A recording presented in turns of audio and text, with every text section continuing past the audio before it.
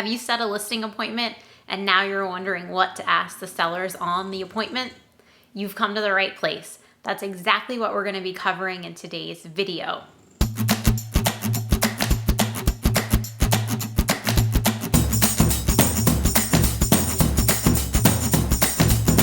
Knowing what questions to ask a seller can be the difference in you getting the listing or you seeing it come up in the MLS listed with another agent. You really have to know what to ask the seller so that throughout the appointment, you are building trust with them. It's not simply about going over your marketing materials and showing them that you have the best photographer and you can get a 3D scan.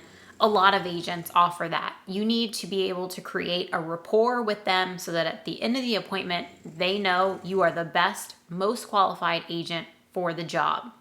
Hey there, I'm Amanda Davidson. If this is your first time to the channel, please consider hitting that subscribe button or tapping that bell for notifications so that you'll be the first to be notified each and every week when a new video is uploaded.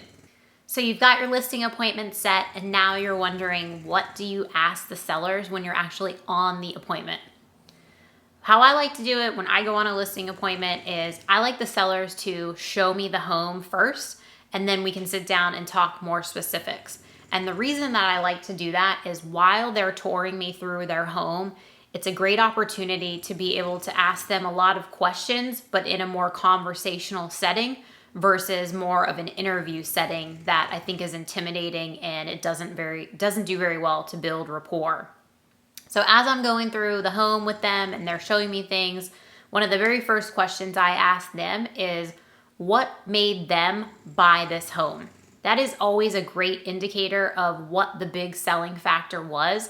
And if it worked once, it will work for other buyers. So you want to be able to know that to incorporate it into your own marketing when you take the listing. Number 2 is, why are you selling the home? Every single listing agent needs to know why a seller is selling. And the reason for that is they need to understand what their motivation is. And that then leads into asking, does your seller value time or money more? And you really can't value both equally. It's one or the other.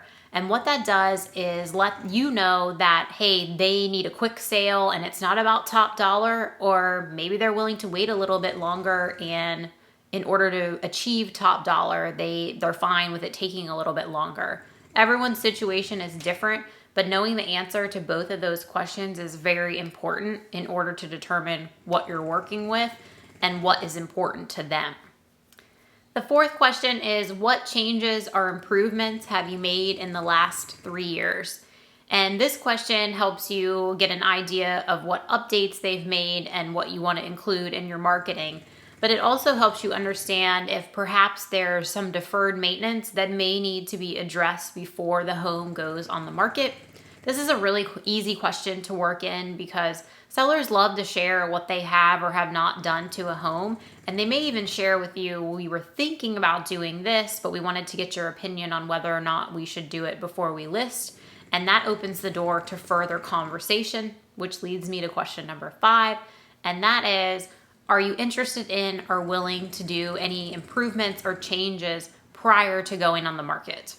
I tend to build in with this question something about changes or upgrades that will bring the best ROI, because I don't want sellers to think that I'm coming in and telling them to change their entire home and sink a boatload of money into it before it goes on the market.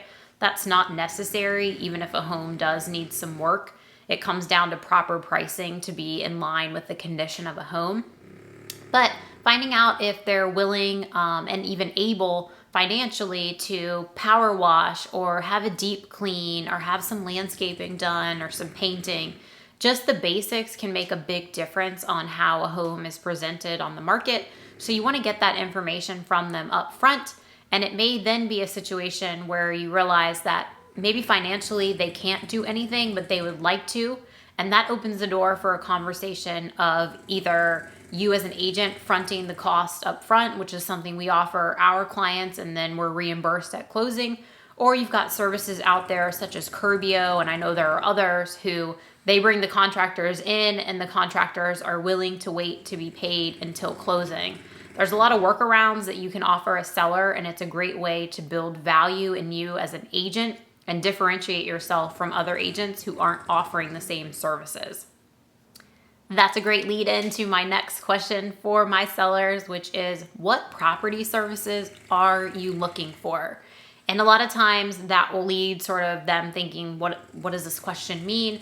And all it means, I'll follow up with, are you looking for professional photography? Are you looking for staging? Are you looking for assistance decluttering? Are you looking for floor plans, for a 3D scan? Have your list of services memorized so that you can cover them with the sellers. And this question achieves two things for you. One, you get an understanding of what they're looking for. And 9 times out of 10, most sellers want the whole kit and caboodle. They want it all. They want their home marketed to the maximum amount of people possible. And what that does is set the stage for you then going over your commission and why your commission is justified versus just telling them, oh, it's X% and that's what I charge. You really want to be able to show them where your value is. And if you've got, all of your vendors in place who can provide all of these different services and you're the one facilitating them and managing them, it shows these sellers that you know exactly what you're doing. This is, routine for you. You know how to handle it, and you know how to get them the most money in the shortest amount of time, or the most money in a longer amount of time, depending on what their goals are. You always want to relate back to what their goals are while still showing your value. My next question for sellers is, what are you looking for in your listing agent? And this typically opens up a fairly lengthy conversation, because if they've had experience either selling or buying in the past, a lot of times they will share with you something that they absolutely loved about their agent or something that they really didn't care for that the agent did. And that way you can stay away from it, or even give them an example of why you're different from that agent and do business a little bit differently. If there's something that they really loved about their agent, or maybe they say, oh yeah, the agent that sold us this home, he or she's still in business, they're amazing. That can also lead to understanding why you are sitting there for the interview. Maybe they're interviewing that other agent too. So you want to gain as much information as you can about what it is they're looking for and what their situation is in terms of whether or not they're interviewing other agents. Next up is asking them if they have a value in mind for their home. Most sellers, I would say 99% of the time, definitely have a number in their head of where they think their home should be listed. And at this point in the conversation, after you've already toured the home, and of course you've already done your homework before coming there of what the comps are, it will give you an idea of whether or not you're in line or if you're really far apart. And if you are really far apart, the follow-up question to them is, have you looked at the comps in the area, and do you know the current market in this neighborhood or in this city? And if they say no, they haven't, or yes, the house down the street, it sold for $550,000, but they don't have any real data on, oh, actually that house is 1,000 square feet larger and has another bedroom and bath compared to this home, it can really help you have a conversation with them and then share the comps in the current market activity to try to bring them down to understanding why your number is where it is. Don't share your number at this point with them. This is all about getting information from them to understand where their head is on the current value of their home. Number 10 is, do you have any concerns about the selling process? Open the door for them to share with you what maybe their fears are, their worry is, or just overall concerns in general.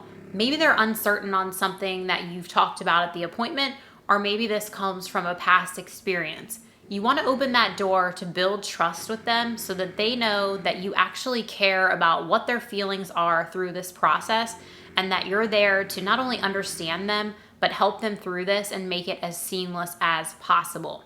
This also helps you overcome any objections that could be coming towards the end of the listing appointment, because you're going to get an idea of what their pain points are and you can address them ahead of time. Number 11 is, are you staying in the area?